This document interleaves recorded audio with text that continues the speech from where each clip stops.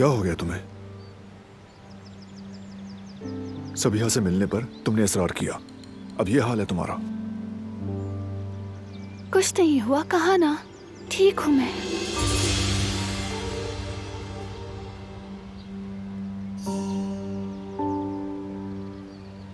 उसने कुछ ऐसा कहा जिससे तुम्हें तकलीफ हुई?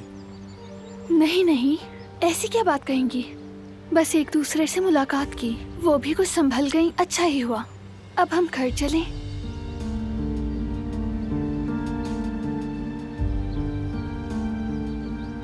चलो।